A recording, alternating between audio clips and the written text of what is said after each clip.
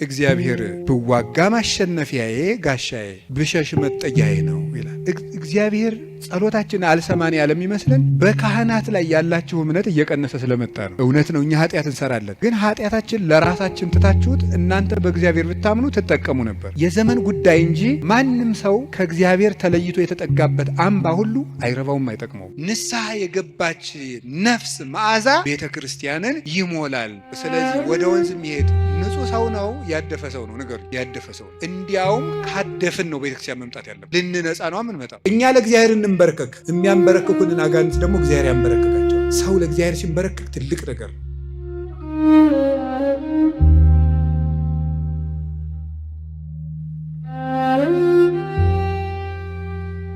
አቤቱ ጉልበቴ ሆይ እወድሃለሁ። እሺ፣ መዝሙር 17 ቁጥር 1 ላይ ቅዱስ ዳዊት የተናገረው ኃይለ ቃል ነው። ቅዱስ ዳዊት የእግዚአብሔር ፍጹም ወዳጅ ነው። በንባው የሚታወቅ አባት ነው። ሰው በሚያየው የቅድስና ውበት ዳዊትን የሚበልጡ ብዙ ሰዎች አሉ። በልብ ውበት ግን ቅዱስ ዳዊትን የሚያህል ሰው የለም። ልቡ ውብ ነበረ።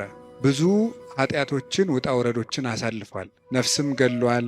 የሰው ሚስትም ቀምተዋል። ብዙ ኃጢአቶችን ሰርቷል። ልቡ ግን እግዚአብሔርን የሚፈልግ በእግዚአብሔር ፍቅር የተነደፈ እግዚአብሔር የሚጠማውና የሚርበው ሰው ነበር። ጌታችን ኢየሱስ ክርስቶስ በማቴዎስ ወንጌል ምዕራፍ 5 ላይ ሲናገር ስለ ጽድቅ የሚራቡና የሚጠሙ ሰዎች ንዑዳን ክቡራን ናቸው ብሎ ተናግሯል። ይህንን ብዙ ትርጉም ያለው ሲሆን ጽድቅ የሚርባቸው ሰዎች ንዑዳን ክቡራን ናቸው ብለው ይተረጉሙታል አባቶቻችን። ካለ እንጀራቸው ቆርሰው አጉርሰው ካለ ልብሳቸው ቀደው አልብሰው መንግሥተ ሰማያትን ለመዋጀት እነሱ ጦም እያደሩ ለወንድማቸው ለእህታቸው ረሃብ ቤዛ የሚሆኑ ሰውነታቸውን ለመግታት ቀንሰው ከፍለው በመመገብ እየጾሙ የሚራቡ ንዑዳን ክቡራን ናቸው። የእግዚአብሔርን ቃል እማር አስተምር ብለው የሚራቡ የሚጠሙ ንዑዳን ክቡራን ናቸው። ከኃጢአት ውሃ የሚጠሙም ንዑዳን፣ ከኃጢአት እንጀራ የተራቡም ከዚያ ነፃ የሆነ ሰውነት ያላቸው ንዑዳን ክቡራን ናቸው። የመጨረሻው ግን ጽድቅ ራሱ የሚርባቸው ሰዎች ንዑዳን ክቡራን ናቸው። አንድ ሰው በደህና ሰንብቶ ምግብ አልበላም የሚል ከሆነ በእርግጥ ሰውየው እንደታመመ በዚያ እንጠረጥራለን። አሞት የሰነበተ ሰው ደግሞ ምግብ አቅምሱኝ ማለት ሲጀምር እየዳነ እንደሆነ በዚህ እንረዳለን። ጽድቅ የሚርበው ሰው ነፍሱ ጤነኛ ናት። እግዚአብሔር የሚርበው፣ ያለ እግዚአብሔር የሚርበው፣ ማስቀደስ የሚርበው፣ ኪዳን ማድረስ የሚርበው፣ መጸለይ ግዴታ ሆኖበት ሳይሆን ርቦት የሚጸልይ፣ ጠምቶት የሚጸልይ፣ እግዚአብሔርን ፊቱን የማየት ረሃብ ያለበት፣ የእግዚአብሔርን ፊት የማየት ጥማት ያለበት እሱ ብፁዕ ነው ማለቱ ነበር ጌታ። እንዲህ ያለች ነፍስ ካላቸው ቅዱሳን ውስጥ የመጀመሪያውን ቦታ የሚወስደው ቅዱስ ዳዊት እግዚአብሔር የሚርበው ሰው ነበር። እንዲህ ብሎ እንደተናገረ አቤቱ ፊትህን እሻለሁ፣ አቤቱ ፊትህን ከኔ አትመልስ፣ አቤቱ ፊትህን እፈልጋለሁ፣ ከባሪያህም ተቆጥተህ አትራቅ። ኃጢአቴ ክፉ ቢሆንም እንኳን በኃጢአቴ ተቆጥተህ አትራቀኝ፣ ፈጣሪ ቸል አትበለኝ እያለ የእግዚአብሔር ፊት ይርበው ነበር። ዋልያ ወደ ውሃ እንደሚናፍቅ ሰውነቴ እግዚአብሔርን ተጠማች። የፈጣሪን ፊት ያለው ብዬ የማለቅሰው እንባዬም ምግብ ሆነኝ። ዓይኖች ያንተን ፍርድ ከመፍራትና ፍቅርህን ከመፈለግ የተነሳ እንደተቆጡት ልጅ ብክን ብክን አሉ። ቋራ ሐስኩ በእንባዬም አልጋዬን ምንጣፌን አርሰዋለሁ ያለ ይናገራል። በሌላኛው የመዝሙር ክፍሉ ደግሞ ፈጣሪ ሁልጊዜ በእግረ ልቡና ወደ አንተ ገሰግሳለሁ፣ ሰውነቴ አንተን ተጠማች፣ ደርሼ የፈጣሪን ፊት የማየው መቼ ነው ይላል። አቤቱ ፈጣሪ እስከ መቼ ትዘነጋኛለህ? ዓይኖች መቼ ወደ እኔ ትመጣለህ እያሉ አንተን በመጠባበቅ ፈዘዙ። ወደ እኔ የምትመጣ መቼ ነው? አንተን በመጠበቅ በልቡና ቅንነት ጸንቼ እጠብቅሃለሁ። እግዚአብሔር እድል ፈንታዬ ጽዋ ተርታዬ ነው። ያለ እግዚአብሔር ምግቡ፣ እግዚአብሔር ልብሱ፣ እግዚአብሔር መጠጡ ነበር። ፈጣሪ ሳንቀላፋም አንተን እያሰብኩ አንቀላፋለሁ፣ በመኝታዬም አስብሃለሁ። ፈጣሪ አንተ ብከ ተገደፍኩ ማኅፀን፣ በእናቴ ማኅፀን በአንተ አምኜ ተጣልኩኝ። ፈጣሪ በእናቴ ማኅፀን ሳለሁ አንተ አምላኬ ነህ። እናቴ የበላችው ተጭኖ የጠጣቸው አንዝዞ እንዳይገለኝ የጠበቅከኝ እናቴ ማኅፀን ጀምሮ አባቴና እናቴ የእውነተኛ ረዳቴ መጠጊያዬ አንተ እግዚአብሔር ነህ። እግዚአብሔር ብርሃኔና መድኃኒቴ ነው፣ ምን ያስፈራኛል? እግዚአብሔር ምእመና ለሕይወቴ፣ እግዚአብሔር የሕይወቴ መታመኛዋ ነው፣ ምን ያስደነግጠኛል? ሀገር ተነስቶ በእኔ ላይ ቢከበኝ ልቤ አይደነግጥብኝም፣ በእግዚአብሔር እታመናለሁ እና። የያዕቆብ ፈጣሪ መጠጊያችን ነው። ስለዚህ ተራሮች እየተነሱ ወደ ባህር ልብ ቢወረወሩ እግዚአብሔር መጠጊያችን ነውና አንፈራም። እግዚአብሔርን የቀመሰ ሰው ነበር ቅዱስ ዳዊት። ጣዕሙን ወደሱ ቅረቡ ብርሃነ ረድኤቱን ያበራላችኋል። እግዚአብሔር ፍጹም ቸር እንደሆነ እግዚአብሔርን ከመውደዱ የተነሳ ቅዱስ ዳዊት እግዚአብሔርን አንዲት ነገር ለመልኩት፣ እግዚአብሔርን ደስ የሚያሰኘውን ነገር አውቅ ዘንድ በቤተ መቅደሱም አገለግለው ዘንድ። ቅዱስ ዳዊት እግዚአብሔርን ከመውደዱ የተነሳ ለእግዚአብሔር ልጅ ብቻ ሳይሆን ጉድፍ ሆኖ መጣልን ሳይቀር ይወድ ነበር። ተፈሳሐት ነፍሴ በአፍቅሮ አይጻዳቲከ። የኃያላን መላእክት ፈጣሪ እግዚአብሔር ሆይ ማደሪያዎችህ ቤተ መቅደሶችህ እንደምን የተወደዱ ናቸው። ሰውነቴ ቤተ መቅደስን በመውደድ ደስ አላት። በኃጥአን ድንኳን ቤት አዳራሽ ተመችቶኝ ከሚኖር በእግዚአብሔር ቤት ብጣል እንኳ ደስ ይለኛል ይላል ቅዱስ ዳዊት። እግዚአብሔርን አመስግኖ የማያልቅበትን በአንተ አለኝታ አንተ ብቻ ባለኝታ አሳደርከኝ፣ በአንተ አምኜ እሰክም ወነውም፣ ዓይኖቼንም በአንተ አምኜ ከድናቸዋለሁ፣ ስነሳም አንተን አምኜ እነሳለሁ እያለ ልቡን በእግዚአብሔር የጣለ እግዚአብሔርን የሚወድ ሰው የእግዚአብሔር ልብ የፈሰሰለት ሰው ነበረ። እንደ አባት ሲቆጣው ብክን ብሎ የሚደነግጥ በፍቅሩ የተነደፈ ርኅሩህ ጠላቶቹንም ስለ እግዚአብሔር ብሎ የሚወድ የጌታችን የኢየሱስ ክርስቶስ ወንጌል ምልክት የነበረ አባት ነው ቅዱስ ዳዊት። ለዚህ ነው የዳዊት መዝሙር በተዘመረበት አጋንንት የሚደነግጡት፣ ልብ ሰላም የሚያገኘው። ስለዚህ ልክ እናንተ እንደምትጨነቁት እኛም እኮ ይጨንቀናል። እኛም የምንጨነቅበት ጊዜ አለ። እናንተ ኃጢአት እንደምትሰሩ እኛም እንሰራለን። በተጨነቅን ጊዜ ግን የምናርፈው ከዳዊት መዝሙር አንዱን በመዘመር ነው። እንዲያውም እናንተ ጥሮች ናችሁ፣ እድለኞች ናችሁ። እናንተ ቢጨንቃችሁ ወደ አንድ ቄስ ሄዳችሁ ትናዘዛላችሁ። ቄስ ሲጨንቀው ግን ወደ ማን ይሄዳል? ጳጳሱ ቢጨንቃቸው ከፓትርያርኩ ይሄዳሉ። ፓትርያርኩ ቢጨንቃቸው የት ይሄዳሉ? ወንበር መቀመጥ ዕዳ ነው። አባት መሆን ሌላውን አጽናንቶ ራስ መጽናኛ ደግሞ ይቸግራል። የዚያን ጊዜ መጽናኛ የቅዱስ ዳዊት መዝሙር ነው እና ያልሆነ ሰው ስልክ ቢደውልላችሁ ማለት ሰው ስልክ ደውሎ ቢያስፈራራችሁ፣ ሰው በስልክ ቢሰድባችሁ፣ ያመናችሁት ቢከዳችሁ፣ አደጋ ወደ እናንተ እየመጣ እንደሆነ ብትሰሙ ከዳዊት መዝሙር አንድ አውጥታችሁ አንብቡ። እዚህ የመጣችሁት ለሕክምና ነው እንጂ እንደ አሬዎስፋጎስ አደባባይ የሚባል አለ ግሪክ ውስጥ። ዛሬ ምን አዲስ ፍልስፍና ይነገር ይሆን ተብሎ ህዝቡ ሁሉ አዲስ ወሬ ለማዳመጥ የሚሄድበት ነው። ስለዚህ መምህር ገሌ ምን ይሰብክ ይሆን ብላችሁ መቼስ አልመጣችሁ። ከብዙ ስራችሁ ከጠበበ ሰዓታችሁ ምናልባትም አንዳንዶቻችሁ ለመኖር ከተቸገራችሁበት ሳንቲማችሁ በታክሲ አውጥታችሁ ነው የምትመጡት። የኔን እረዳለሁ። እኔ አንዳንድ ጊዜ የገጠር ሰው ያሳዝነኛል፣ አንዳንድ ጊዜ የከተማ ሰው ያሳዝነኛል። የገጠር ሰው የሚያሳዝነኝ በሚያሳዝንበት ነው፣ ለእነሱ ነግራቸዋል። የከተማ ሰው አንዳንድ ጊዜ የሚያሳዝነኝ ደግሞ በተለይ ታክሲ የሚሰለፍ ሰው ያሳዝነኛል። እውነቴን አይደለም ነግራችሁ አልዋሽም። ሰው ሲሰራ ውሎ ቤቱ ለመግባት ደግሞ ታክሲ ተሰልፎ ብር ይዞም ለካ ደግሞ መሄድ ያቅታል። ወረፋው ደግሞ 1 ሰዓት 2 ሰዓት ደግሞ ይፈጃል። ገና ሄዶ ምን ብሎ ታክሲውም ተወዷል አሉ። ከዚያችሁ ግን ይሄ በታምር ነው ሰው የሚኖረው፣ በታምር ነው ካልሰረቃችሁ በቀር በታምር ነው እየኖራችሁ ያለ አንዳንዱን ማለት ነው። እና በዚህ ሁሉ ነገር መሀል የመጣችሁት ለሕክምና ነው። ሊታከም የሄደ ሰው የታዘዘለትን መድኃኒት ሲውጥ ነው ድህነት የሚያገኘው። አሁን የምነግራችሁን ነገር አድርጉት፣ እረፍት ታገኛላችሁ። በተጨነቃችሁ ጊዜ ሞባይላችሁን ከፍታችሁ የሆነ ነገር ወደ ማዳመጥ አትሂዱ። መዝሙረ ዳዊት መኪና ያላችሁ ሰዎች ካላችሁ መኪናችሁ ውስጥ ቤት እንዳለው ሁሉ መኪናችሁ ውስጥ ራሱ አንዱን ችሎ የማይወርድ አንድ መዝሙረ ዳዊት ቢኖራችሁ ጥሩ ነው። የሆነ ወረፋ እንኳን እስከምትጠብቁ የነዳጅ ወረፋም ሊሆን ይችላል አላውቅም። መኪና ውስጥ ናችሁ 3 መዝሙር ዘምሩ። መስሪያ ቤት ገብታችሁ ወረፋ እስኪደርሳችሁ አንድ መዝሙርም ዘምሩ፣ የዳዊትን መዝሙር። ይገርማችኋል፣ መንገዳችሁ ሁሉ ብርሃን ይሆናል። እውነቴን ነው የምነግራችሁ። መቼም ስብከት ድራማ አይደለም። በቅድስና ህይወታችን አባቶቻችን አንመስልም። በእውነት እኔ በግሌ ብዙ የጎደፉ ኃጢአቶች ይኖሩብኛል፣ ግን በጸሎት በኩል ያልሞከርኩትን አልሰብክም።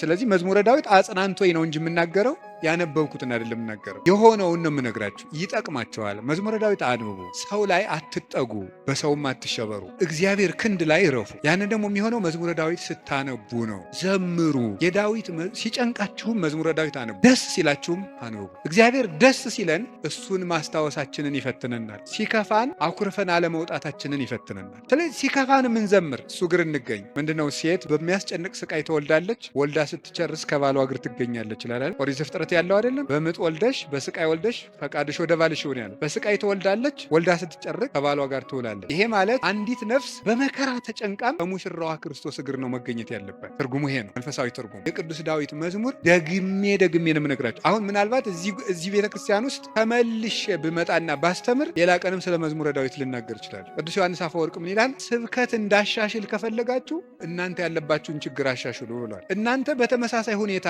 እየኖራችሁ ተመሳሳይ ላይ ርዕስ አትስበከን አትበሉኝ። ስለዚህ የእናንተ ህይወት መጀመሪያ የነገርኳችሁን ችግር ከለቀቀ አሁን ደግሞ አዲስ ስብከት ይዤ እመጣለሁ ይላል። ስለዚህ በዚህ ዘመን ሩቅ ነገር ምንድን ነው ቢባል ተስፋ ነው። ተቆጥቼ መስበክን ያሁን እየተውኩ መጥቻለሁ። ኑሮው ተቆጥቶት ይሄ ሰው ጦርነት ተቆጥቶት ምን እናርገው ብዬ ዝም ብዬ ተስፋ ነው የምነግራችሁ እና ለተስፋ ደግሞ የቅዱስ ዳዊት መዝሙር ፍጹም መሰላል ነው። ምዕመናን ፈትኑና ውቀሱኝ። ማታ ማታ አንድ መዝሙረ ዳዊት ድገሙ። ከመተኛታችሁ በፊት እንደው 1 ሰዓት 2 ሰዓት 3 ሰዓት በቃ ከስልካችሁ ፍሪ መሆን አለባችሁ። መዝሙረ ዳዊት አንብቡ። እግዚአብሔር ከእናንተ ጋር ይሆናል። ቅዱስ መቃርስ ምን ይል ነበር? ጌታዬና አምላኬ መጠጊያዬ ኢየሱስ ክርስቶስ፣ ይህንን ሌሊት የማድርበት ጉልበት የለኝም። ሌሊቱን እንዴት እንደማድር አንተ ታውቃለህ። አንተ ከኔ ጋር ሁን፣ በፈቃድህ አሳድረኝ ብሎ ይጸልይ ነበር። ስለዚህ የቅዱስ ዳዊትን መዝሙር ጸለያችሁ አንብባችሁ ተኙ። ማለዳችሁን እግዚአብሔር ማታውን የቀደሰ ሰው ማለዳውን ይቀድሳል። ማታችንን ካበላሸ ነው ማለዳችንም ይበላሻል። ማለዳችን ከተበላሸም ማታችን ይበላሻል። ማለዳም በመዝሙረ ዳዊት እንጀምር ሲሆን አንዳንድ መዝሙራትን በቃላችሁ አጥኑ። ስንት ነገር ተሸመድዶ የለ እንዴ? ሐሜት እኮ አሁን ስንት ሰው ያውቃል ሰው። እኔ እንደው አንዳንድ ጊዜ ይገርመኛል ሰው ወሬ እንዴት አድርጎ እንደሚይዝና አለ እግዚአብሔር አጥና ሲሉት ግን ወራ ይዘው። ሐሜት ግን በ5 ደቂቃ ስንት ሐሜት ይሸመድዳል። አጥኑ መዝሙረ ዳዊት። መጠጊያችሁን እግዚአብሔር አድርጉ እና ቅዱስ ዳዊት በረከተ እግዚአብሔር የሞላበት ፍጹም የፍቅር ሰው ነበረ። ሰውንና እግዚአብሔርን ይወድ ነበር እላችኋለሁ። የቅዱስ ዳዊት በረከቱና ረድኤቱ አሸናፊነቱ ጭምር ከሁላችን ጋር ይሁን። ቅዱስ ዳዊት ጠላቶቹ ሁሉ ተሸንፈውለት እረፍት ካገኘ በኋላ የዘመረው መዝሙር ነው ይባላል። መዝሙር 17 ጠላቶቹ ሁሉ አርፈውለት የዘመረው መዝሙር ነው ይላል። በእኛም ላይ የሚነሳብንን ነገር ሁሉ እግዚአብሔር ያሳርፍልን፣ እረፍት ይስጠን መድኃኔዓለም። ስለዚህ ምን አለ? አቤቱ ጉልበቴ ሆይ በሉ። ማን ነው እንደዛ የሚለው? እግዚአብሔርን። በጣም የሚያስደንቅ ነገር ነው። እኔ እንግዲህ 3-4 ነጥቦችን ልንገራችሁ። እግዚአብሔር ለምንድን ነው ጉልበት የሚባለው የሚለውን ለምነግራችሁ። ኃይልን ስላደረክልኝ አመሰግንሃለሁ። ግዙ እንደዛ ብሎ ይፈተዋል። አንድምታችን አንድም ስላደረክልኝ ኃይል አመሰግንሃለሁ፣ አንድም ኃይልን የምታደርግልኝ ነህና አመሰግንሃለሁ። ያለፈውንም የሚመጣውን እስካሁን ኃይልን ስላደረክልኝ ነገም ኃይልን ስለምታደርግልኝ ቀድሜ አመሰግንሃለሁ። ሲናገር እግዚአብሔር ኃይሌ፣ እግዚአብሔር መጠጊያዬ፣ እግዚአብሔር መድኃኒቴ ነው ይላል። እግዚአብሔር ኃይሌ ነው፣ እግዚአብሔር መጠጊያዬ አምባዬ ነው፣ እግዚአብሔር መድኃኒቴ ነው። ሊቃውንት ሲፈቱት እግዚአብሔር ብዋጋ ማሸነፊያዬ ጋሻዬ፣ ብሸሽ መጠጊያዬ ነው ይላል። ሰልፍ በመጣ ጊዜ ድል የምነሳበት እሱ ነው፣ በሸሸው ጊዜ የማመልጥበት መጠጊያ እሱ ነው፣ የሚያድነኝም እሱ ነው የሚለውን ሊቃውንት ሲተረጉሙት የማያድን አምባ አለና እግዚአብሔር ግን የሚያድን አምባ ነው ይላል። ብዙ ሰዎች የተጠጉበት አምባ ሁሉ አላዳናቸውም። እንዲያው ብዙ ሰዎችን ሰው ሲያሰቃዩ የነበሩ ነገስታትን ሁሉ አንዳንድ ጊዜ ነገስታትን፣ ኃያላን ሰዎች፣ ንፉግ ባለጸጎች እነዚያን ሁሉ ታሪክ እንደ ቁጭ ብዬ ሳስበው ብዙዎቹ ያ ነገራቸው እንዳጠፋቸው ነው የምታዩት። ጉድጓድ ውስጥ ከተማ ሰርተው የሚኖሩትን ሁሉ መርምሮ አውጥቶ አንጠልጥሎ የሚገል ጥሎባቸዋል። ሁሉንም ማለት የማያድን አምባ አለና 100 ኪሎ ሜትር የምድር ውስጥ ከተማ ቢሰራ አንድ ሰው አይድንም። እግዚአብሔር ፊት ከሆነ ግን መሀል ላይ እዚህ መሀል ከተማ ላይ ምንም አይሆን፣ በህዝብ መሀል ተሰውሮ ምንም አይሆን። አቡነ ገብረ መንፈስ ቅዱስን አንዱ መነኩሴ ሂድና ጾም እንዲህ ያለ ቤተክርስቲያን ቅዳሴ ቀድሰን አሉት። አይ እንዴት አድርጎ ይሆናል? መነኩሴው በአብይ ጾም ከተማ ለከተማ እየዞረ ይሉኛል አሉ። ምዕመናን ከባዶች ናቸው እኮ ለማማት አይደለም። እኔ ግን ምዕመናን አንድ ነገር መናገር እፈልጋለሁ። እሱ ምንድን ነው? እኔ አሁን እግዚአብሔር ጸሎታችን አልሰማን ያለ የሚመስለን በካህናት ላይ ያላችሁ እምነት እየቀነሰ ስለመጣ ነው። እውነት ነው፣ እኛ ኃጢአት እንሰራለን። ግን ኃጢአታችን ለራሳችን ትታችሁት እናንተ በእግዚአብሔር ብታምኑ ትጠቀሙ ነበር። ግን ነውር ለቃሚ ሆናችኋል። ከዚያ የተነሳ አትጠቀሙ። ጉልበታችን መምጣት ያለበት ወደ እግዚአብሔር እንድንጠቀም መጠጊያ ማድረግ ያለብን እግዚአብሔርን ነው። ስለዚህ ጥቂት ስግደት በቀን ስገዱ፣ ጸልዩ፣ ጸሎት አታቋርጡ። ለጸሎታችሁ ደግሞ ቀመር አታብጁለት። ማለት ምን ማለት ነው? ዛሬ ንጹህ ነኝ ልጸልይ፣ ዛሬ ረክሻለሁ አልጸልይም፣ በቃ ሁልጊዜ ዝም ብላችሁ ጸልዩ። ጥቂት ስግደት በቀን ስገዱ፣ ጸልዩ፣ ጸሎት አታቋርጡ። ለጸሎታችሁ ደግሞ ቀመር አታብጁለት። ማለት ምን ማለት ነው? ዛሬ ንጹህ ነኝ ልጸልይ፣ ዛሬ ረክሻለሁ አልጸልይም፣ በቃ ሁልጊዜ ዝም ብላችሁ ጸልዩ፣ ሁልጊዜ ጸልዩ። ይህን ያደረግን እንደሆነ እግዚአብሔር ጉልበት ይሆነናል ልላችሁ ፈልጌ ነው። ከእግዚአብሔር የተጠጋ ግን ይኸው ኤልዛቤልን ታውቋታላችሁ አይደለም? ናቡቴን እንደዚህ አድርጋ አስገድላ፣ እሷ ግን በግንብ የተሰራ ምርጥ ቤት በዘመኑ ድንጋይ ተወርሮ የማይፈነቅለው ቤት በሙሉ ሰርታ፣ ሰረገላ የማይገባበት ቤት ሰርታ፣ በጦር የማይወጋ ቤት ሰርታ፣ ይገርማችኋል፣ ገለው አውጥተው በመስኮት ነው እንዲያውም ጎትተው የጣሏት። ደሟንም ውሻ ነው የላሰው። መጽሐፍ ቅዱስ ይናገራል። የሚያድን አምባ እግዚአብሔር እግዚአብሔር። የሀብት አምባም አያድንም፣ የዘመድ አምባም አያድንም፣ የጦር የሰረገላ አምባም አያድንም። አንድ ሰው ብዙ ቀን ክፉ ነገር አልደረሰበትም ማለት መጨረሻው ያምራል ማለት አይደለም። ጽዋው ሞልቶ እስኪፈስ እግዚአብሔር ሊታገስ ይችላል። ትዕግስቱን የፈጸመለትና ሰው በቸርነቱ መጠቅመጥ ያቃተውለት ግን የፍርዱን ጽዋ ይቀደዋል። የሚያድን አምባ እግዚአብሔር አምባዬ ነው፣ ተጠግቼ ያድርማል። የሚያድን አምባዬ እግዚአብሔር። ዘመድም ስልጣንም ወገንም የጓደኛ ብዛትም መሳሪያም አያድንም። የሚያድነው እግዚአብሔር። የሚያድን አምባዬ አምላኬ ረዳኤ ወቱ የከልቦት ፈጣሪ እውነተኛ ረዳቴ ነውና እታመንበታለሁ። እውነተኛ ረዳቴ ነው ብሏል። እውነተኛ ረዳት ማለት ምን ማለት ነው? ለምሳሌ አሁን ሰው እንጀራ አብልቶ እያበላ ብር ሰጥቶ ብር የሰጠውን ሰውዬ ቪዲዮ ይቀርጻል፣ ልብስ አልብሶ ቪዲዮ ይቀርጻል። አሁን ደግሞ በእነዚያ ሰዎች ላይም አትፍረዱ። እንደዚህ ስላችሁ አንድ ሰውዬ ነበር ቅዱስ ዮሐንስ አፈወርቅን ሂዶ እንዲህ አለው፣ መምህር ሆይ ምጽዋት መመጽወት እወዳለሁ፣ ስመመጸውት ደግሞ ስመሰገን ደስ ይለኛል። ስለዚህ ውዳሴ ከንቱ ካለበት ጽድቁ አይጠቅመኝም ማለት ነው። ምጽዋቱን ልተወው ትላለህ ወይስ እንዴት ታላድርግ አለው። ተወው አለው። አይ ምጽዋቱን ተወው ካልከኝ ማነው ውዳሴ ከንቱን ተወው ካልከኝ ምጽዋቱን ምተዋለሁ አለው። በል እንግዲህ ከነ ውዳሴ ከንቱ መጹት አለው። ምክንያቱም ሰው አዝመራ ዘርቶ ምንም ባይጠብቀው ለእሸት ያህል ጥቂት አያጣም። አንተም ከነ ውዳሴ ከንቱ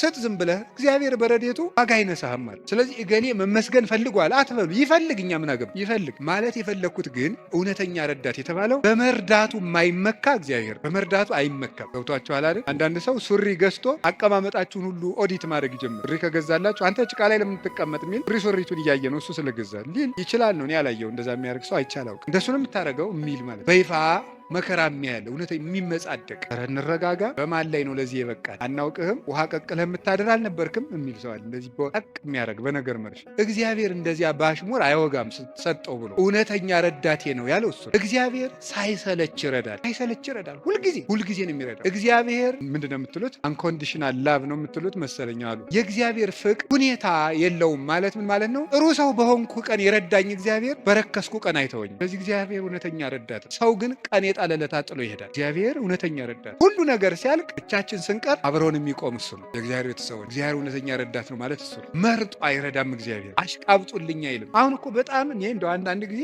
ይገርማል። አሁን ለምሳሌ ለቤተ ክርስቲያን እንኳን ሰው ስራ ለመስራት ትሪትመንት ይፈልጋል። እንዲህ ይባላል፣ እኒህ አቶ ገሌ በእውነቱ ለዚህ ቤተ ክርስቲያን ዋና ቀኝ እጅ ናቸው ካልተባለ ደስ አይለውም። ይሁን እኔ እንግዲህ እዚህ የዚህን ደብር አላልኩም። ኦል ኦቨር ዘ ወርልድ ገብታችኋል አይደለም? የዚህን ደብር ማለት ሳይሆን በቃ በአጠቃላይ ሰው ነው። ሰው እኔንም ጨምሮ ማለት ትሪትመንት በቃ ኮሚኒኬሽኗ ካላማረች ወይ አለቃው ወይ ሰባኪው ወይ መምህሩ ገብረ ስላሴ ወለተ ስላሴ መጣችሁልን አልተባለ እግዚአብሔር እንደዚያ አይደለም። አሁን ዝም ብለህ መተህ ሳንል ዝም ብለህ እንዲሁ ቆም ምብልን ይሰማል፣ ልብን ያዳምጣል እግዚአብሔር።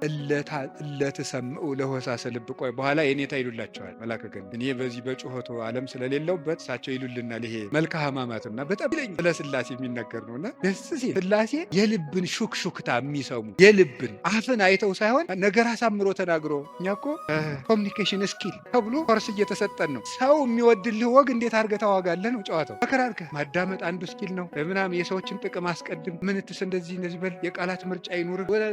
እግዚአብሔር እንደዚያ ሳይል ቅጠሉ አድርገው ተናገሩ። ፍልስፍና ተምረዋል፣ ዲግሪ ያላቸው አነጋገር ይችላሉ። መግቢያው እንዴት ነው? አተታውሳ ኮንክሉዥኑ ጥሩ ነው አይልም። እግዚአብሔር ልብን ይሰማል። ልብን የሚሰማ እግዚአብሔር ነው። ሐና የሳሙኤል እናት ሐና ምንም እኮ ነገር አላለችም፣ በልቧ ነበር የምታተኩት። እግዚአብሔር የልቧን ይሰማል። ሌሎችም እና እግዚአብሔር ልብን ያያል፣ ሰው ፊትን ያያል የተባለ ለዚህ አንዳንድ ጊዜ እውነቴን ነው የምነግራችሁ። መታችሁ የምትሉት ከጠፋችሁ ብትችሉ ዝም ብላችሁ የአባታችሁ ቤት አላለ ቁሙ። ዝም ብላችሁ እዚህ ገብታችሁ ራሱ አንዳንድ ጊዜ ጭንቀት ይበዛና ቃላት ያጥርና ኃጢአት ይደራረብና አፍን መክፈት ያቅታል። ገብቶ ዝም ብሎ ቢቻል ማልቀስ ጥሩ ነው። እግዚአብሔር ከሺህ ቃላት አንድ ዘላላ እንባን ይወድ። እዚህ ገብቶ ማልቀስ እና እግዚአብሔር እውነተኛ ረዳቴ ነው። ወረት የሌለው ትናንት ረድቶ ዛሬ ችል የማይል አፍ ላይ የሌለው በሌላ ፍቅር የማይወሰድ ወዳጅ የማይለውጥ ስንለወጥ የማይለወጥ አባት እግዚአብሔር ነው። ደግሞ የማይደክመው የማይሰለች ለሁሉ የሚበቃ አባት እግዚአብሔር ነው። እኔ ለምሳሌ አሁን እንዳንድ የቤተ ክርስቲያን መነኩሴ አሁን ለምሳሌ 3 ሰዎች ሊያነጋግሩ ቢፈልጉ 3 ሰዎች እንዳነጋገርኩ መሽቷል ደህና ደሩ ቤት እግዚአብሔር ይሄን ሁሉ ሰው በአንድ ጊዜ ይሰማል። ታዲያ እውነተኛ ረዳት አይደለም ነው? አንድን የቤተ ክርስቲያን አባት በጣም ትልቅ ሰው ቢሆን ሁልጊዜ ከሌሊቱ 6 ሰዓት ብትደውሉበት አንተ ስራ የለህም ስራ አትይዝም ሰዓት ይደወላል ሊሉ አይችሉም ይላሉ። እግዚአብሔር መንፈቀ ሌሊት ብንጠራው አለ። እግዚአብሔር ሊነጋ ሲል ብንጠራው አለ። እግዚአብሔር የትም ሆነን ብንጠራው አለ። ገደል ውስጥ ብንጠራው አለ። የረከሰ ቤት ውስጥ ሆነን ብንሰራው ምንድነው ሌሊት በምንጣፌ ላይ ሳለው ነፍሴ የወደደችውን ፈለግኩት ይላል መኃልየ ሰሎሞን ላይ። እና ይህን ምንጣፍ የሚለውን ሊቃውንት ሲተረጉሙ ይላሉ በኃጢአቴ አልጋ ውስጥ ተዘፍቄ ሳለው ፈጣሪዬን አሰብኩት። ውድቀት ውስጥ ሆነን ብንጠራው እግዚአብሔር ይሰማል። እግዚአብሔር እውነተኛ ረዳቴ ነው ያለው ለዚህ ነው። የምታመንበት የሕይወቴ መመከቻ ቀንድ እግዚአብሔር ነው። ሰው በጽዋይ ክወል እግዚአብሔር እድህንም ጸሬ። ፈጣሪ እግዚአብሔርን በጠራሁት ጊዜ በጠላቶች እድናለሁ። ይህንን ይዞ ሰሎሞን የእግዚአብሔር ስም የጸና ግንብ ነው ይላል። መጠጊያ የእግዚአብሔር ስም። የእግዚአብሔር ስም ሲጠራ እግዚአብሔር የሚል ስም ሲጠራ ምድርና ሰማያት ይደነግጣሉ። ኢየሱስ የሚል ስም ሲጠራ ምድርና ሰማያት ይደነግጣሉ። ፊልጵስዩስ ምዕራፍ 2 ላይ አለላችሁ ለኢየሱስ ክርስቶስ ስም በሰማይና በምድር ከሰማይ በላይና ከምድር በታች ያለ ጉልበት ሁሉ ሊንበረከክ ይገባል። ለአንድ መነኩሴ ገዳም ሲገባ ከሚሰጠው ትምህርት አንዱ የኢየሱስ ክርስቶስን ስም መላልሰ መጥራትን አታቋርጥ ነው የሚባለው። የኢየሱስ ክርስቶስን ስም ኢየሱስ ክርስቶስ ጌታዬ ኢየሱስ ክርስቶስ ወይ ማረኝ ብዙ ቀን እናገራለሁ። እንዲህ ኢየሱስ ክርስቶስ የሚለው ስም ዝም ብሎ የሚቀር ስም አይደለም። ዲያብሎስ የሚፈራው ኢየሱስ የሚለውን ገና ሳይጨርሰው ቅዱስ እንጦንስ ነበር የከበቡት አጋንንት የተበተኑት። በገድለ ቅዱስ እንጦንስ እንደተጻፈ ክርስቶስ ኢየሱስ አማኑኤል እግዚአብሔር ብሎ መጥራት ዝም ብሎ አይደለም። በፍቅር ጥሩት፣ ጉልበት ይሆናቸዋል። ስለዚህ ጉልበቴ ሆይ እወድሃለሁ ያለው ከዚህ የተነሳ ነው። የእግዚአብሔርን ስም በጠራሁት ጊዜ ከጠላቶች እድናለሁ። ፈሪ አትሁኑ፣ ጠንቋይ አትሁኑ። ውሸታም ነው ጠንቋይ፣ አትፍሩ። ምናልባት እደግምባችኋለሁ ምናምን ቢል ምንም አትፍሩ። ዞሮማ ምን ያደርገ ይሄ ጠንቋዩ ሁሉ ጨው በቂጣ ቅቤና በርበሬ አንድ ላይ ሆኖ በገጠር በነገራችሁ ላይ ጨው የሚባል በርበሬ ነው እና በጣም ይገርማል። እና በጨው እንጀራ በላው ካልክ ሳልት አይደለም እንትን ነው በርበሬ እና በጨውና በቅቤ ተቀብቶ ቂጣ ያንን ያዞሩና አጋንንቱ ምናምን ብለው ደጋሞ ቱቱቱቱ ብለው መንገድ ላይ በቃ እያማተበ መብላት ቄስተም የሰይጣን እንጀራ የለው። ማን አባቱ ነው ለሰይጣን እንጀራ የሰጠ? ይቅርፋታም ድሃ ምንም የለው ማምላክ። ሰይጣን ደግሞ የት አባቱ ነው እንጀራ ያለው? ደግሞ እሱ መቼ የቆፈረውን መቼ የፈጠረውን እንጀራ ነው። እንጀራን ለሰይጣን አትስጡ፣ ለምንም አትስጡ። አትደንግጡ። በእስራኤል ላይ ጥንቆላ በያዕቆብ ላይ ሟር አይሰራ አይደለም ነው የእግዚአብሔር መጽሐፍ እንደዚህ። የእግዚአብሔር ስም የጸና ግንብ ነው። ይሄ ሁልጊዜ እናገራለሁ። የካህናት ስልጣን አሰጥ እናገራለሁ። ምናልባት ድግምት የሚችል ሰው ካለ ጀግና ለዋለው ይድገምብኝ ብያውቃለሁ። አሁንም ይቻላል። እንደ ወንድ የሆነ ጀግና በዓለም አለ የተባለ ጠንቋይ ይድገምብኝ ብያውቃለሁ። ይኸው አሁንም የምትሰሙ ካላችሁ ድገሙ። እኔ በጌታችን በመድኃኒታችን በኢየሱስ ክርስቶስ ስም ፍጹም አምናለሁ። ምግባሬ ከሰው ድሃ ሊሆን ይችላል። በክርስቶስ ስም ግን ቀልድ የለም። ስሙን በስመ አብ ወወልድ ወመንፈስ ቅዱስ በጠራሁት ጊዜ ውዬ ባድር አንዳች እንደማይዞረኝ አምናለሁ። እውነቴን ልንገር፣ አሁን እኔ ሰው በጫማ ይደገምበታል በምናምን ይችላል። እኔ ጫማዬን ትቼው ነው የምመጣው፣ ውጭ ትቼው ነው የምገባ። መድገም ይቻላል። አራት ምንም አልሆነም። እናቱ ድንግል ማርያም ለእኔ መጠጊያዬ ናት። በእናትነቱ ምንም ቢሆን ከእሷ አቅፍ እጠጋለሁ። እንደዛ ከሆነ ደግሞ ምንም ሊሆን አልችልም። ስለዚህ አባ ጊዮርጊስ የተናገረው ሁልጊዜ የምወደው ቃል አለ። ሰማይ መጅ ምድር ወፍጮ ሆነው አጣብቀው ቢፈጩኝ አንቺ ከኔ ጋር ከሆንሽ ምን ይሆናል? በዕብራይስጥ ማርያም የምትባይ እመቤቴ ቅድስት ድንግል ማርያም ሆይ ልጅሽ ከወደደኝ ማን ይጠላኛል? ፀሐይ ይሴብሐን ወወርኅ ይባርከን ወከዋክብት ይቀድሱኒ። ልጅሽ ከወደደኝ ፀሐይ ይዘምርልኛል፣ ጨረቃም ያመሰግነኛል፣ ከዋክብት ይዘምሩልኛል። በእኔ ላይ ማንም በጠላትነት መነሳት አይችልም ይላል አባ ጊዮርጊስ። ልጅሽ ከጠላኝ ግን ማን ይወደኛል? ሰውን ልላችሁ የፈለግኩት ህሪያት ጠንቋዩን ይሄ ምናምናም ውሸታውን እንደዚህ የሚለውን አትስሙት። ደግምባለው ማንም ድሪቶ የፈለገውን ቢያይ ፈሪያት ትሆኑ። በሙሉ ልቤ የማምነውን ኢየሱስ ክርስቶስን እንዲህ ይናገራለሁ፣ እውነቴንም ነው። ስለዚህ እግዚአብሔር የምዋጋበት የደህንነት ቀንድ በሬ በቀንዱ እንደሚጠበቀው እኔ በእግዚአብሔር ተጠብቄ እኖራለሁ ይላል ቅዱስ ዳዊት። እግዚአብሔር ሁላችንንም ይጠብቃል። ሌሊት ከሚሰብር በቀን ከሚወርጅ ያድነን መድኃኒዓለም። ሁላችን በሰላም ወጥተን እንድንገባ ይፍቀድልን። ስለዚህ ጉልበቴ ሆይ በሉ እስኪ ምን አላችሁኝ? በሉ እንጂ። ስለዚህ ጉልበቴ ማለት ኃይሌ ማለት ነው። ኃይል በዚህ ዓለም ላይ ኃይል የሚባሉ ብዙ ነገሮች አሉ። ኤሌክትሪክ ኃይል አለ፣ የፊዚክስ ኃይል አለ፣ ሌላም ብዙ ኃይል አለ። እነዚያን ኃይሎች እዛው ትቻቸው፣ ግን በዚህ ደግሞ በማህበራዊ ኃይል በሚባለው ደግሞ ጥሩ ኃይሎች አሉ። እነሱ ኃይሎች ሶሻል ፓወርስ የሚባሉት እዛ ውስጥ ምን አለ? ለምሳሌ የመጀመሪያው እና አንዱ ኃይል የሚባለው የሞራል ፓወር የሚባል አለ።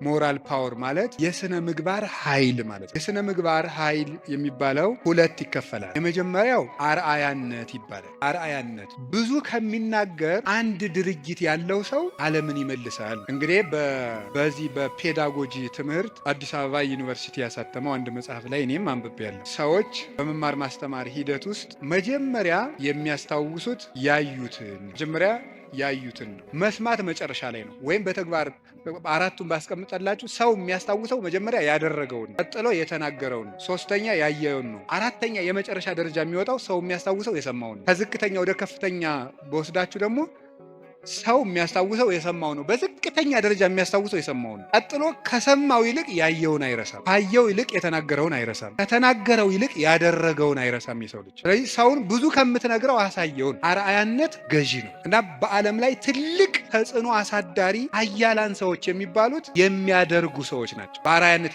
የሚያስገድዱ ሰዎች ለጥቂት ቀን ሰው ፈርቶ ያገለግላቸዋል። አርአያ የሚሆኑ ሰዎች ግን የሰውን ልብ ሳይዋጉ ይገዛሉ ይባላል። አርአያ የሚሆኑ ሰዎች ዓለሙ ሁሉ ለምሳሌ አንድ ነገር እንገራችሁ። ቅዱስ እንጦንስን ታውቁታላችሁ አይደለም? ቅዱስ እንጦንስ ግብጽ ሲገባ አንድ መነኩሴ ነው። አሁን በኢትዮጵያ ብቻ ስንት 2000-3000 ገዳማት አይኖር? ኢትዮጵያ ብቻ ለምሳሌ እኔ የምኖርበት ገዳም ብቻ 300 መነኩሴ አለ። ስለዚህ ምን ማለት ነው ተመልከታችሁ። አንድ እንጦንስ አልተዋጋም። የፈላስፎች የንግግር ጥበብ የለውም። ስብከት አልሰበከም። በኑሮው ግን የግሪክ ፈላስፎችን ሁሉ ወደ በረሃ እየጠራ መነኩሴ ያደረጋቸው። የአርአያነት ኃይል ከንግግር ኃይልም ከጦርነት ኃይልም ይበልጣል ይባላል። በዛውም እንግዲህ ቢሮ የምትሰሩ ሰዎች ካላችሁ ሰውን ከምትቀጡት ይልቅ አርአያ ብትሆኑት ሰው ሁሉ ይገዛላችኋል። ሰዓት የማታከብሪ ወዮልሽ፣ ሰዓት የማታከብር ወዮልህ ከማለት እርስዎ ሰዓት ቢያከብሩ ሰው ሁሉ ሰዓት ያከብራል እንደማለት ያለ ነው። አንድ ሁለተኛ ደግሞ ሪኒዋል ፓወር የሚባለው የመታደስ ኃይልን ወይም የንስሐ ኃይል የሚባለው ንስሐ ገብቶ የመለወጥ ኃይል። ከክፋት የተመለሱ ሰዎች በዓለም ላይ ተጽዕኖ የማሳደር ኃይል አላቸው። ለምሳሌ ቅዱስ ጳውሎስ ምንድን ነው የሚለው? ዘአነ ቀዳሚሆሙ ለኃጥአን አይደል የሚለው? እኔ መጀመሪያቸው የምሆን ኃጥአንን ከኔ ጀምሮ የእግዚአብሔር ፈቃድ ለሰዎች ሁሉ እንዲድኑ ነው ነበር ያለው። ስለዚህ ንስሐ የገቡ ሰዎች በዓለም ላይ ተጽዕኖ ይፈጥራሉ። ቅዱስ ጳውሎስ የመጀመሪያው፣ ቅዱስ ጴጥሮስ፣ ማርያም ግብፃዊት፣ ሙሴ ጸሊም የግብፅ ገዳማትን በሙሉ መዓዛው በሙሉ ያወዳል። ቅዱስ ዳዊት የንስሐ ሰው ነው። ሰሎሞን የንስሐ ሰው ነው። ንስሐ የገቡ ሰዎች ኃይል አላቸው። እግዚአብሔር እንዲያውም እንደተነሳ ያን የሚወደው የለም። በሉቃስ ወንጌል ምዕራፍ 15 እንደተጻፈ ካልበደሉ ጻድቃን ከ99 ነገደ መላእክት ይልቅ ንስሐ በሚገባ አንድ ኃጢአተኛ በሰማይ መላእክት ደስታ ይደረጋል ተብሎ እንደተጻፈ። ስለዚህ ንስሐ ኃይል አለው። አሁን ቅዱስ ዳዊት እግዚአብሔር ኃይሌ ነው ሲለው ስነ ምግባር ብሰራ ስነ ምግባር እንድትሰራ የረዳኸኝ አንተ ነህ ማለቱ። ጥሩ ነገር ሰርቼ ከሆነ ያለ አንተ ጥሩ መሆን አልቻልኩም ማለት። ጥሩ መሆንም የሚገኘው እግዚአብሔር ከተማን ካልጠበቀ ጠባቂዎች በከንቱ ይደክማሉ፣ እግዚአብሔር ቤትን ካልሰራ ሰራተኞች በከንቱ ይደክማሉ የሚለው ሲተረጎም አባቶቻችን ሲተረጉሙት ቤትን ካልሰራ ሰራተኞች በከንቱ ይደክማሉ የሚለው ሲተረጉሙት እግዚአብሔር ምግባረ ቤትን ካልሰራ፣ እግዚአብሔር ሀገረ ምግባርን ካልሰራ፣ እግዚአብሔር ሰውነትን ካልጠበቀ በንጽህናው ሰው መጠበቅ አይችልም። በገዛ ራሱ ሰው ራሱን መጠበቅ አይችልም እግዚአብሔር ካልጠበቀ። ስለዚህ መልካም ለመሆኔም አንተው ነህ ማለት ነው። ጥሩ ሰው መሆን የቻልኩት አንተ ረድተኸኝ ነው ማለት። በንስሐ እንድነሳ ያበቃኸኝም አንተ ነህ። ከወደቅኩበት ጉድጓድ አውጥተህ ግን ሰው አድርገህ በሰው መሃል ያቆምከኝ አንተ ነህ ሲል የንስሐን ኃይል አንስቶ ተናገረ።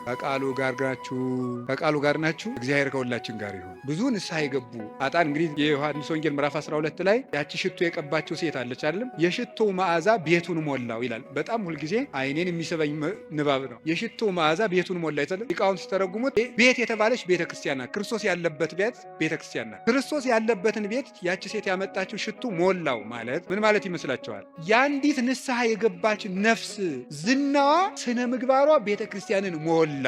አሳዳጁን ጳውሎስ አይደለም እንዴ ተነስተን ቅዳሴ ላይ የሚባለው እኮ አሳዳጁ ጳውሎስ ነው። የዚያች ሴት ሽቶ ቤቱን ሞላው ማለት ንስሐ የገባች ነፍስ መዓዛ ቤተክርስቲያንን ይሞላል። ተዘከረነ ሳይባል ቅዳሴ ተቀድሶ ያውቃል? ሰምታችኋል? ይቀደሳል። ስለዚህ የዚህ ወንበዴ መዓዛ ቤተክርስቲያንን አልሞላትም?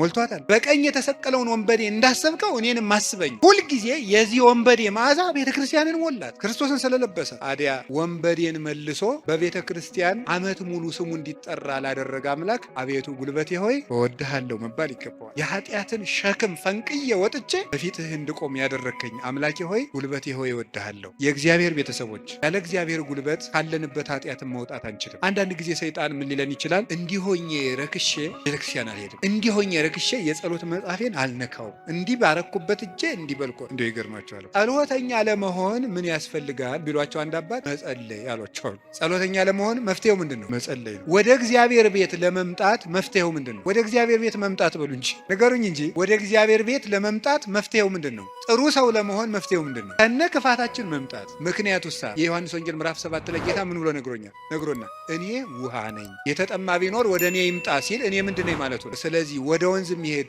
ንጹህ ሰው ነው ያደፈ ሰው ነው? ንገሩኝ። ያደፈ ሰው። እንዲያውም ካደፍን ነው ቤተክርስቲያን መምጣት ያለብን። ልንነጻ ነው የምንመጣው። ውሃ የሚቀዳ የተጠማ ሰው ነው? ጠጥቶ የጨረሰ ሰው ነው? የተጠማ ሰው። እንግዲያውስ ክርስቶስ ለእኛ ለተጠማ ነው ያስፈልገን። ለደረቀ ዛፍ ውሃ እንደምናጠጣው እንዳይደርቅ እንደምናጠጣው ደረቅ ለሆነችው በረሃ ለሆነችው ነፍሳችን የህይወት ውሃ ክርስቶስ ያስፈልገን። ፍሬቢ ስለሆነው ቅጠል ብቻ ለሆነው ሰውነታችን የህይወት ውሃ ክርስቶስ ያስፈልገን። መምጣት የሚያስፈልገን ለእኛ ነው። ጉልበቴ ሆይ እወድሃለሁ ምንለው በእግዚአብሔር ጉልበት እንጂ ሰው በጥረቱ ብቻ። እኛ ለእግዚአብሔር እንበረከክ፣ የሚያንበረክኩንን አጋንንት ደግሞ እግዚአብሔር ያንበረከካቸዋል። ሰው ለእግዚአብሔር ሲንበረከክ ትልቅ ነገር። ስለዚህ ጥቂት ስግደት በቀን ስገዱ፣ ጸልዩ፣ ጸሎት አታቋርጡ። ለጸሎታችሁ ደግሞ ቀመር አታብጁለት። ማለት ምን ማለት ነው? ዛሬ ንጹህ ነኝ ልጸልይ፣ ዛሬ ረክሻለሁ አልጸልይም። በቃ ሁልጊዜ ዝም ብላችሁ ጸልዩ፣ ሁልጊዜ ጸልዩ። ይህን ያደረግን እንደሆነ እግዚአብሔር ጉልበት ይሆነናል ልላችሁ ፈልጌ ነው። ከኃጢአት ሊወጣ አይችልም መድኃኔዓለም። ምዕመናን እንደዛ ነው የምነግራችሁ። ክርስቶስ ካልጠራን በቀር እውርነታችን አይለቀንም። ማርያም መግደላዊት እኮ ለሁላችንም ጉልበት ይሆነን፣ የጨለመብንን ነገር ሁሉ በትንሣኤው ብርሃን ያርቅልን፣ ለተጨነቁ ሁሉ መድኃኔዓለም ሰላምን ይስጥልን። አቤቱ ጉልበቴ ሆይ እወድሃለሁ። ወስብሐት ለእግዚአብሔር።